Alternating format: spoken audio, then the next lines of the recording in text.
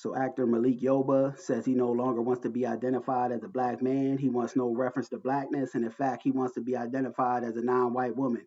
And if you ask me, MalikYoba is totally out of pocket with this one, and he's totally lost in the sauce. But it ain't really surprising to me though, because a few years back, if any of y'all remember, MalikYoba said some out of pocket and fun boy things back then. But evidently, from what I gather, what MalikYoba is attempting to do is give pushback and resistance to this whole DEI thing.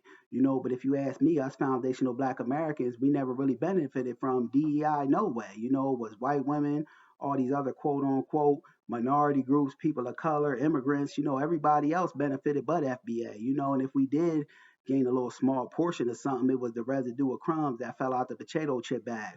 But we as FBA didn't benefit from no damn DEI, and if you ask me, we as foundational black Americans got to start seriously thinking about and contemplating separation once they give us our just due in the form of cash reparations, because if you ask me, we were better off, during segregation as far as, prospering, thriving with the black businesses being on code, togetherness, and unity, so we might seriously have to start contemplating that whole separation thing.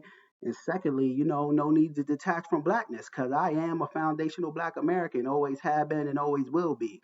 Now, I don't know if MalikYoba FBA or not, but no need to detach from blackness because, detaching from blackness is like cutting us off from the ancestors because that's a direct line as foundational black Americans that we have to being attached to the ancestors' fight of resistance, they struggle that they went through, and that never say die attitude of pushback and resistance, So I ain't never gonna stop identifying as a foundational black American, because that's a direct line of access that we got to the ancestors, and their fight, their struggle of resistance, giving pushback and resistance to this oppressive system, and that never say die attitude that exists inside foundational black American society. Now I do respect, MalikYoba for the role he played on New York Undercover because that was a powerful role.